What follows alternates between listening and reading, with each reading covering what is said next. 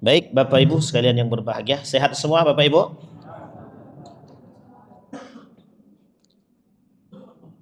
Kata Nabi dalam hadisnya, wa ruwiya Ibnu Wahab an Ibnu Syihab Az-Zuhri radhiyallahu anhu ta'ala rahimahullahu ta'ala qal innal yahuda wan nasara mati-mati innal yahuda wan nasara innama insalahu minal ilmi alladhi kana bi aidihim hina istaqallu ar-ra'ya wa akhadhu fihi. Wa qala Nabi sallallahu alaihi wasallam wa ruwiya al-Bukhari fi sahihihi an Urwah radhiyallahu anhu qala hajja alaina Abdullah ibn Amr fasami'tuhu yaqul sami'tu Rasulullah sallallahu alaihi wasallam yaqul inna Allah la yanzi'ul ilma ba'da an a'tahumuhum intiza'an walakin yantazi'uhu minhum ma'a qabdil ulama bi'ilmihim fayabqa nasun juhalun yustaftawna fayuftuna bira'yihim fayadilluna wa yadilluna fahaddastu bihi Aisyah radhiyallahu anha zaujat Nabi sallallahu alaihi wasallam thumma inna Abdullah bin Amr hajja ba'd faqalat ya ibnu ukhti intaliq ila Abdullah fantasbit li minhu alladhi haddastani anhu faji'tuhu fasa'altuhu fahaddatsani bihi kanahwi ma haddatsani fa'ataitu Aisyah fa akhbartuhu faqalat wallahi laqad hafiza Abdullah bin Amr radhiyallahu anhu. Bapak Ibu sekalian yang berbahagia, malam hari ini kita akan menyampaikan persoalan yang sangat krusial dan sensitif. Bahasa sederhananya penyimpangan akidah dan cara penanggulanginya, atau sebab-sebab terjadinya penyimpangan agama. Baik Bapak Ibu sekalian yang berbahagia, dalam hadis yang pertama yang tadi yang saya bacakan, apa kata hadis tersebut? Yahudi dan Nasrani innama insalahu minal ilmi. Terkadang Yahudi dan Nasrani ini selalu berusaha mencoba menjadikan ilmu ini salah satu sasaran empuk untuk dipopulerkan di dunia. Dan mereka bisa saja menggunakan ilmu untuk memutar balik fakta. Alladzi kana bi aidihim, dengan tangan mereka, hina istaqallur ra'ya wa akhadhu fihi. Dan mereka bisa memanfaatkan ilmu tersebut untuk diri mereka dengan tangan mereka. Di dalam hadis yang lain Nabi bilang Allah mencabut orang-orang berilmu. Allah mencabut ilmu itu dari muka bumi ini dengan berbagai macam cara. Bisa jadi cara Allah mencabut, kata Nabi, biqabdil ulama bi'ilmihim, dengan cara mencabut para ulama dengan keilmuan mereka. Maksudnya bagaimana? Ada makna yang lain di balik kalimat tersebut? Ada. Bagaimana mencabut ulama? Bagaimana mencabut ilmu? Cara Allah mencabut ilmu dengan mencabut ulama. Bagaimana cara Allah mencabut ulama? Ada beberapa pandangan. Pandangan yang pertama, mematikan ulama. Mematikan orang alim, orang saleh. Itu yang pertama. Yang kedua, cara Allah mencabut ilmu tadi, menjadikan ilmu yang ada pada para ulama tersebut tidak bermanfaat. Yang ketiga, ulama yang terselewengkan. Kalau bahasa lain, ulama dunia. Pertanyaannya muncul, mengapa ilmu dicabut dan apa yang tersisa? Ilmu dicabut disebabkan pertama, adamun nas fi talabihi, sedikitnya manusia yang mencari ilmu. Tapi sekarang banyak yang mencari ilmu, belum selesai. Nanti kita panjangkan lagi. Yang kedua, orang tidak lagi menggunakan ilmu. Yang ketiga, ilmu tak lagi disandarkan pada iman. Bapak Ibu sekalian yang berbahagia, poin penting daripada yang kita sampaikan itu, salah satu penyebab terjadinya penyimpangan dalam akidah atau agama, kita ambil poinnya, kita langsungkan aja akidah, nanti baru agama. Salah satu penyebab terjadinya penyimpangan akidah disebabkan karena du'ful ilmi, lemahnya ilmu. Pertanyaannya, mengapa orang bisa lemah ilmu? Satu, ada mutalabil ilmi, sedikit atau tidak ada yang menuntut ilmu.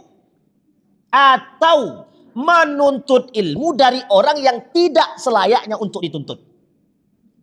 Sampai di sini bisa dipahami Bapak Ibu ya? Ini poin penting nih. Adakah orang yang tidak layak untuk dituntut ilmunya? Ada. Orang yang tidak sejalan perkataan dengan perbuatan, maka tidak layak ngambil ilmu dari diri dia. Bahasa lainnya nifak, munafik, atau fasik. Ada orang pinter, cerdas, tapi tak sejalan dengan kecerdas, akhlaknya tak sejalan dengan keilmuannya. Tidak usah ambil ilmu. Dia sendiri tak bisa mengambil dari diri dia, apalagi orang lain. Tapi kita butuh ilmunya, Ustaz. Jika kita mampu mengerjakan ilmu tersebut, ambil. Kalau tak usah. Saya ingin membuka pola fikir Bapak Ibu sekarang. Perhatikan, jika berada di tengah Bapak Ibu, saya tidak dalam sedang mengkritik. Bisa dipahami ya, tidak dalam sedang mengkritik. Tapi dalam sedang mencoba membuka pola fikir kita. Kajian 1 jam, tertawanya 2 jam setengah. Paham maksud saya? Apa yang Bapak Ibu dapat? Kita rujuk kepada sejarah. Kita kembalikan kepada cara tradisi keilmuan pada masa Nabi. Ali bin Abi Thalib, orang yang terkenal dengan keilmuan cerdas dan tinggi. Anna madinatul ilmi huwa aliyu babuha. Ali kalau belajar duduk Pak. Dalam satu halakah nih, Ali duduk, murid-muridnya duduk. Itu kalau Ali yang belajar, seriusnya bukan main.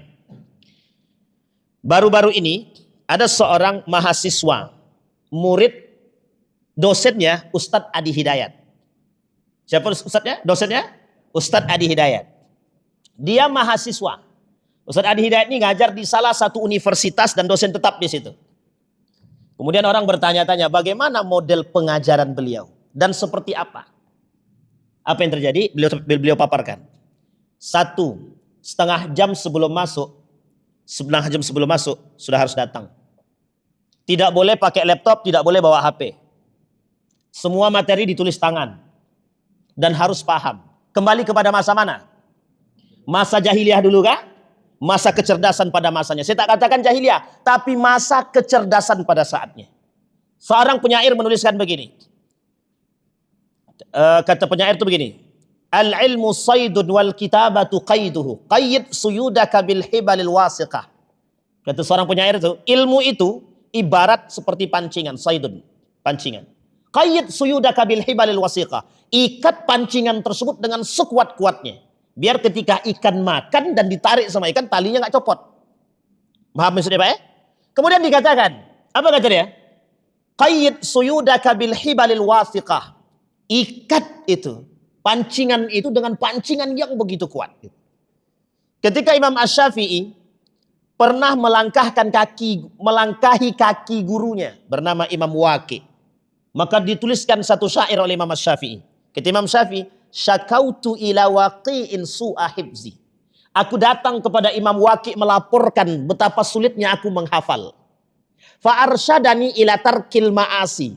Dan dia sampaikan kepadaku, jauhi maksiat.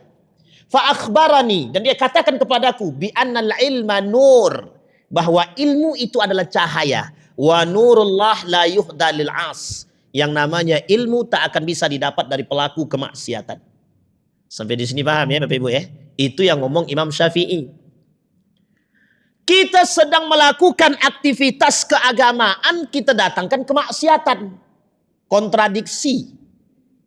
Kontradiktif dengan perbuatan. Lisan kita mengajarkan ilmu, karakter kita mengajarkan kemaksiatan. Apa kata mahasiswa tadi? Yang dilakukan oleh Ustadz Adi Hidayat dalam mengajar. Ketika ngajar, beliau sangat serius. Tapi sambil tersenyum. Setiap mahasiswa dalam 1 pekan wajib khatam baca buku 1. dalam berbahasa Inggris. Satu buku harus khatam dalam satu pekan dalam bahasa Inggris. Kalau 16 pertemuan, kira-kira berapa? Kalau 16 pertemuan dan 16 minggu, berarti berapa buku yang harus dia hafal? Dia baca 16 buku. Dan tidak hanya membaca, kata beliau, harus paham isi buku tersebut.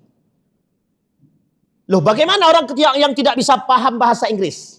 Sudah ada Chat GPT. Sudah ada Google terjemah. Tidak usah sulit. Pertanyaannya, Anda mau enggak? Gitu. Ternyata ketika beliau memulai kajian tersebut, beliau tidak memulai langsung dengan keilmuan. Beliau mengajak mahasiswanya untuk lebih dekat dengan Allah. Maksudnya apa? Menghadirkan Allah dalam setiap perbuatan. Termasuk talabil ilmi. Imam Al-Ghazali pernah menasihati muridnya ketika muridnya bertanya kepada Imam Al-Ghazali tentang keadaan setelah menuntut ilmu.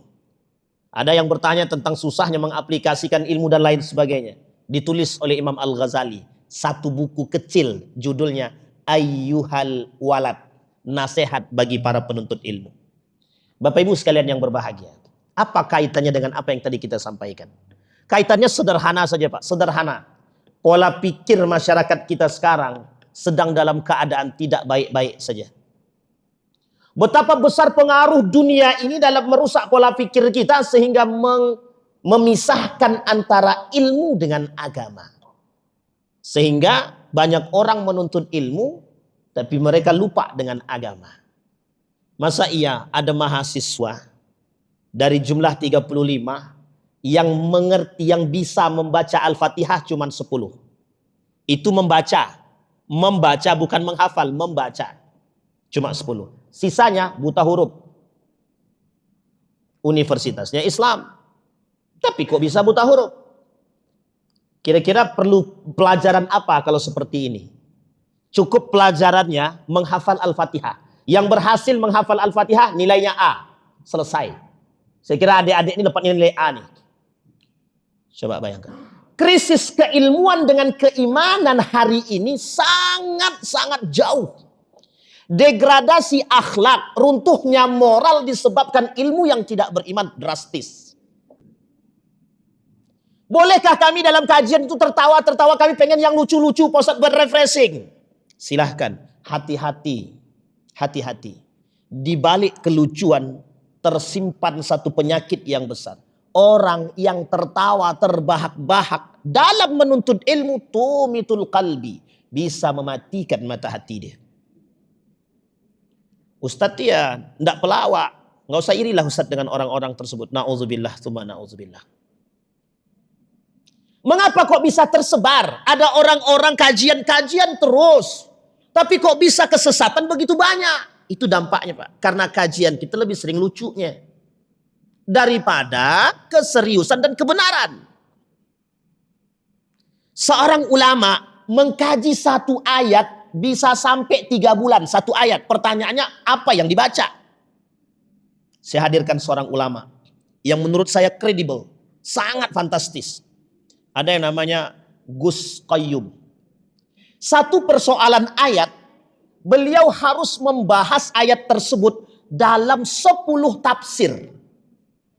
Kalau cuma satu tafsir saja, saya pernah coba satu tafsir, kita kaji satu ayat, satu tafsir saja. Itu butuh waktu sekitar 3 sampai 4 jam untuk memahaminya. Dalam bahasa Arab, bukan bahasa Indonesia. Dalam bahasa Arab. Karena satu ayat ini, itu baru dikaji tafsirnya. Belum kaji bahasanya, belum kaji balaghahnya, belum kaji runtutan ayatnya, sebab nuzulnya, hukumnya, dan lain sebagainya.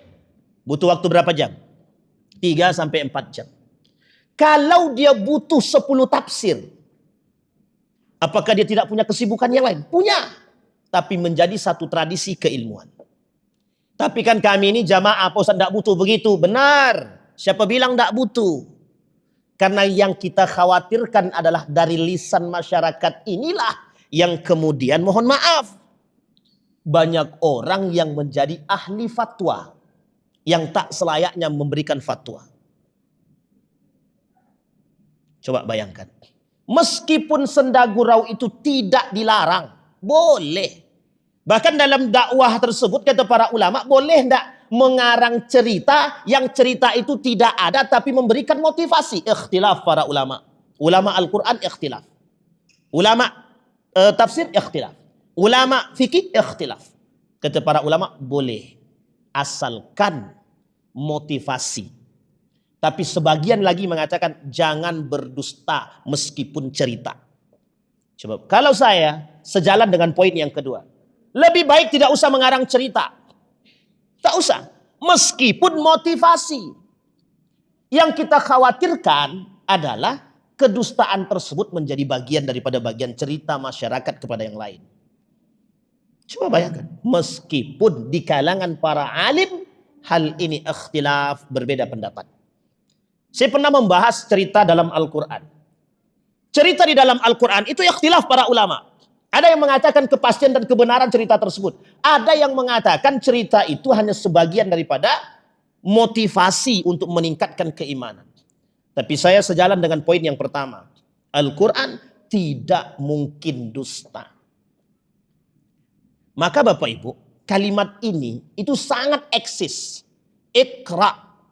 Kenapa Nabi ketika disebutkan Iqra, Nabi tidak berbicara. Nabi katakan, ma'ana biqari. Aku tidak bisa baca. Iqra ma'ana biqari. Sampai 3 kali. Malaikat Jibril datang, dia peluk. Setelah dipeluk sama malaikat Jibril dibisikkan. Iqra bismi rabbikal ladzi khalaq. Coba ente baca dengan menyebut nama Tuhanmu. Apa maksudnya? Ente iman dulu, bertakwa dulu, baru ente baca, baru ente belajar. Maka Bapak Ibu, kalau kita sorot pada ilmuwan muslim kita, cari mana yang nggak bisa ngaji. Nggak usah ngaji, terlalu rendah. Mana yang nggak hafal Quran? Coba cari, mana yang tidak hafal Quran? Minimal 20 juz ada yang hafal. Itu yang paling sedikit. Ilmuwan muslim minimal 20 juz. Minimal. Rata-rata 30 juz. Di umur berapa? 15 ke bawah. Poin penting kita, Pak. Artinya apa? Ketika pada masa mereka Al-Quran terjaga, ilmu aman. Akhlak, adab, moral, etik terjaga. Sehingga lisan ini kalau mencaci, kalau berdebat hanya pada tataran kealiman. Bukan sama orang-orang biasa. Sampai sini paham Bapak Ibu ya? Apalagi persoalan kesesatan. Karena standar keilmuannya jelas. Kalau sekarang tidak, lulus sekolah bisa jadi ahli fatwa. Ini masalah. Uniknya seorang banci bisa jadi dai. Dan uniknya lagi, kemana cara berpikir orang-orang yang mengundang dia? Apakah kita dituntut untuk menormalkan perbuatan-perbuatan mohon maaf laki-laki yang tak selayaknya berbuat seperti perempuan? Kata Nabi dalam hadisnya, la'anallahu syabbahar rijal bin nisa wan nisa bir rijal. Allah melaknat laki-laki yang menyerupai perempuan, perempuan menyerupai laki-laki, bukan menjadi, menyerupai. Maka laki-laki jangan bawa tas perempuan. Laki-laki tidak usah pakai rok. Inilah perempuan pula yang pakai laki, rambut dipotong pendek biar kayak laki-laki tomboy. Kodrat Anda perempuan nikmati aja. Dan kodrat kita laki-laki nikmati aja. Semuanya punya peluang masing-masing menuju surga. Tapi yang menjadi masalah, mengapa orang seperti ini bisa jadi dai dan kemudian dipertontonkan? Artinya ilmu yang tadinya tinggi diperkecil oleh karakter. Ilmu dihinakan oleh perbuatan maksiat. Ilmu yang tinggi diperbudak oleh karakter yang brutal. Akhirnya apa? Mereka katakan bahwa perbuatan seperti ini biasa. Kita harus memberikan ruang kepada mereka-mereka seperti ini untuk berkreasi. Jangan kita bunuh mereka. Kata mereka begitu. Artinya kita sedang diajak untuk menormalkan perbuatan-perbuatan yang terlaknat seperti itu. Dan uniknya di dalam majelis kajian. Ibaratnya kita sedang menelanjangi ayat-ayat Al-Quran. Kita sedang membiarkan ayat-ayat Al-Quran ditelanjangi, diinjak oleh orang-orang yang melanggar aturan syariat. Coba bayangkan. Pertanyaannya adalah, mengapa bisa terjadi? Masuk pada poin kita yang pertama tadi, dha'ful ilmi, lemahnya ilmu. Pertanyaannya, kok bisa? Karena mereka tidak memandang bahwa ilmu itu adalah cahaya. Jadi seolah-olah siapapun bisa berbicara tanpa iman. Seolah-olah orang yang menuntut ilmu sampai kelas tertinggi, bergelar profesor, sudah dianggap terbaik dan tertinggi secara akhlak dan secara akal dan akademisi. Kita bangga, Pak. Datang profesor ngisi. Wah, masjid kami yang ngisi profesor. Iya kalau imannya bagus. Kalau otaknya seleweng, kita ikutan. Rata-rata omongan mereka jauh lebih didengar daripada yang tak bergelar. Coba bayangkan. Apa sebab? Karena dha'ful ilmi. Kita mengidolakan manusia dengan akademiknya, tapi kita tidak mengidolakan iman yang ada pada diri dia. Ini yang poin penting yang harus kita sampaikan. Ini Bapak Ibu, mengapa kita sampaikan? Karena begitu mudahnya hari ini kita temukan. Bapak Ibu lihat, lagi tersebar juga videonya sama. Perayaan Maulid Nabi, di atas pentas perempuan pakai celana pendek. Maksud sederhananya begini, sederhananya. Sebelum sholat dia maksiat, habis itu dia sholat. Selesai sholat lanjut maksiat. Kita sedang menelanjangi Rasulullah. Kita sedang menginjak-injak Rasulullah dengan perbuatan-perbuatan tercela. Di mana letaknya? Ini adalah hiburan toleransi. Ini adalah kebaikan untuk bersama. Di mana letak kebaikannya? Sesat. Meskipun tidak di Riau, Pak Ustaz. Sekarang kita lihat di mana banyak kejadian tersebut kita temukan. Syekh Hasyim Al-Asy'ari dalam kitabnya Risalah Ahlus Sunnah wal Jamaah. Saya bacakan, Pak. Apa kata Syekh Hasyim Al-Asy'ari? Dalam kitab Risalah Ahlus Sunnah wal Jamaah, beberapa tahun yang lalu beliau tulis 1900 sekian. Kata beliau, fi bayani tamassuk ahli Jawa bimadhhabi ahli sunnah wal jamaah wa bayan ibtida'u zuhuril bid'ah wa intisharuha fi ardi Jawa wa bayanu anwa'ul mubtadi'in al mawjudina fi hadzal zaman. Apa kata beliau? Menjelaskan tentang orang-orang Jawa yang banyak berpegang teguh pada mazhab ahlus sunnah wal jamaah. Uniknya kalimat tersebut dilanjut. Dan menjelaskan awal mula bid'ah. Dan tersebarnya bid'ah tersebut di negeri Jawa. Wabayan dan penjelasan tentang macam-macam mubtadi'in. Orang-orang yang pelaku bid'ah. Al-mawjudin yang ada fi hadzal zaman, di zaman ini. 1900-an beliau tulis. Hari ini semua yang beliau katakan terbukti semua. Tak ada satu pun yang tidak terbukti. Mengapa kok di sana muncul aneh-aneh? Ada orang bicara dengan Tuhan lewat HP. Ada orang bisa kontak batin. Ada orang ini dan lain sebagainya. Ada orang-orang yang seperti ini. Ada banci jadi ustadz. Ada kajian Maulid Nabi goyang-goyang. Ada son horek dan lain sebagainya. Ya Allah ya Rabbi. Ada orang yang bisa menggandakan uang di Jawa juga. Ada orang yang ngaku Tuhan di Jawa juga. Ada orang yang ngaku malaikat di sono juga. Pertanyaan kita Bapak Ibu sekalian yang berbahagia. Apa masalahnya? Kok bisa? Tapi alhamdulillah Pak Ustadz, di Sumatera tidak ada. Siapa kata tak ada? Di Sumatera banyak manusia yang mohon maaf mengidolakan manusia yang penuh dengan kemaksiatan. Justru dijadikan panutan. Itu pula jeleknya Sumatera itu. Jadi semua ada jeleknya, tapi ada bagusnya juga gitu. Tidak hanya itu saja. Ya memang kita harus akui persoalan ahlus sunnah wal jamaah memang kencang di sono. Awalnya. Kemudian kita mengikuti. Tapi ingat, di balik tersebar tersebut juga banyak tersebar orang-orang yang mengaku nabi dan lain sebagainya. Bapak Ibu sekalian yang berbahagia. Sederhana Pak, sederhana bahasa kita nih. Sebenarnya sederhana saja persoalannya. Du'aful ilmi, lemahnya ilmu. Tak usah jauh-jauh, dalam masjid ini saja. Andai kata pemahaman yang saya sampaikan ini cuma setengah, dan Bapak Ibu sampaikan ke orang lain, selesai urusan. Sesat yang bisa kita sampaikan kepada orang lain.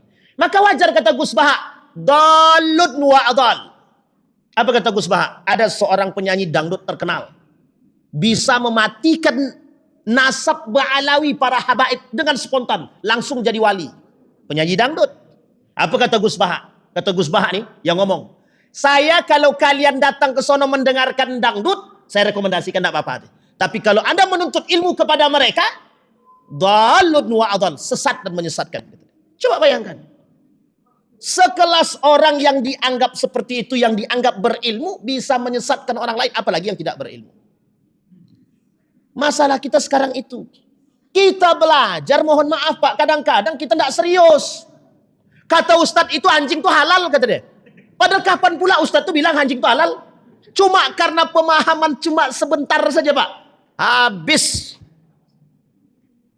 Ini yang kita lihat video, kami lihat video saya sendiri Pak. Tak sengaja saya lihat kan. Jadi di situ dibuat.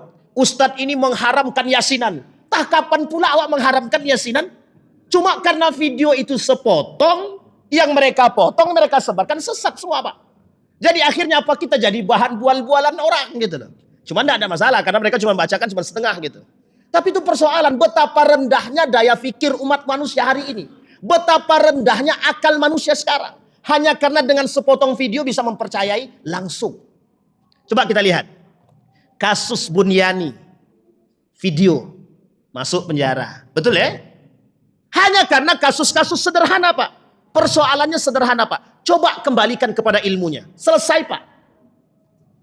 Kalau kita katakan anjing itu tidak haram. Saya misal kata anjing itu tak haram. Ini sebatas pengetahuan. Tapi coba Bapak Ibu cari dalam Al-Quran. Ada gak Allah mengatakan anjing itu najis? Tidak ada Pak. Dan ulama membahas dan ikhtilaf. Itu kalau dipanjangin Pak. Tapi kalau saya katakan, weh anjing itu haram, pembahasan panjangnya yang lain, tapi yang dipotong di situ, apa yang terjadi? Sama halnya Pak, ketika ada orang menuntut ilmu, setengah doang, selesai Pak. Inilah yang disebut dengan du'ful ilmi. Salah satu sarana, mudahnya tersesatnya orang dengan video-video singkat seperti itu. Apa tak lagi kalau video potongannya tak jelas. Habis dibuatnya Pak. Kita bukan persoalan habis dicaci maki, bukan. Orang yang tersesat. Orang-orang yang disesatkan hanya karena potongan video. Misal, Bapak Ibu punya panutan.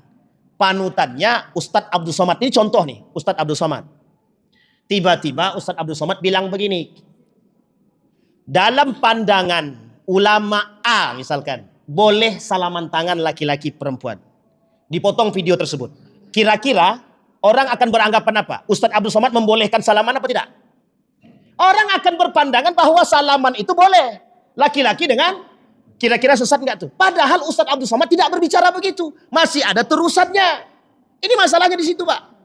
Sehingga ketika pemotongan video, du'aful ilmi. Inilah landasan, inilah dasar daripada ilmu yang lemah. Yang menyebabkan banyak orang terjebak dalam kesesatan.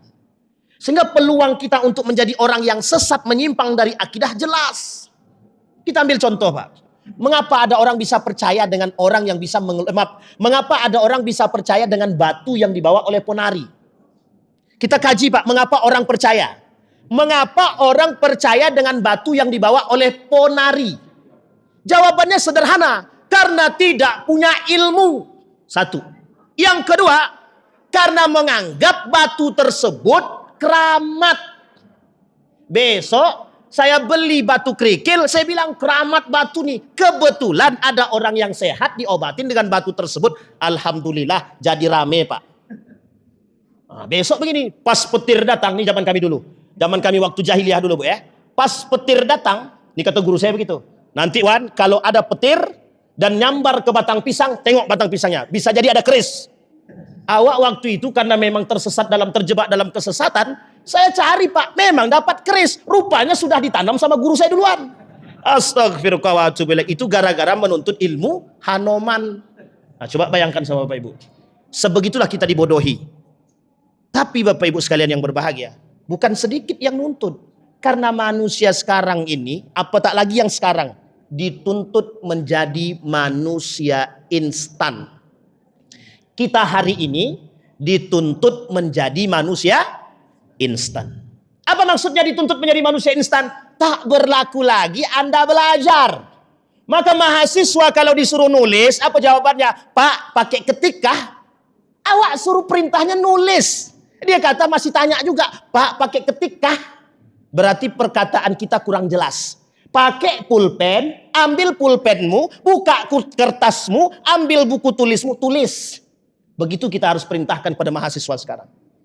Karena kalau kita suruh kita katakan tulis, dia bilang ketik kah? Coba bayangkan. Begitulah cerdasnya mahasiswa sekarang. Kita tidak dalam sedang mengatakan ini fakta Pak, kenyataannya begitu. Sekarang perhatikan, orang kalau sudah buka laptop copy paste. Kalau sudah copy paste, iya kalau betul, kalau salah selesai Pak. Makanya sesat menyesatkan, peluang sesat sekarang lebih besar daripada peluang sesat dahulu Pak. Orang dulu nulis langsung hafal. Sekarang ngetik kopas nggak apal-apal. Makanya butuh tab, butuh laptop untuk bisa dibawa kemana-mana. Itulah bedanya ulama dahulu dengan sekarang. Saya punya ulama, guru saya dulu. Kalau masuk kelas, apa kata dia? Tidak ada yang boleh nulis sebelum perintah saya. Dia terangin 15 menit, suruh tulis apa yang dia terangkan. Kalau otak kita tidak cerdas-cerdas betul Pak, tak akan ada yang kita tulis Pak. Dia hanya mengatakan kuatkan ingatan kalian. Tapi Bapak Ibu bayangkan bagaimana cara dia meminta agar kita memperkuat ingatan. Perbanyak sholat tahajud dan perbanyak baca Al-Quran. Bukan menghafal Pak, tapi membaca. Membaca Al-Quran saja kita bisa tajam hafalan, apalagi menghafal Al-Quran. Coba bayangkan. Kita lanjut di pertemuan yang akan datang. Mudah-mudahan ada manfaat bagi kita semua. Fa'tabiru ya ulil absar la'allakum tuflihun. Assalamualaikum warahmatullahi wabarakatuh.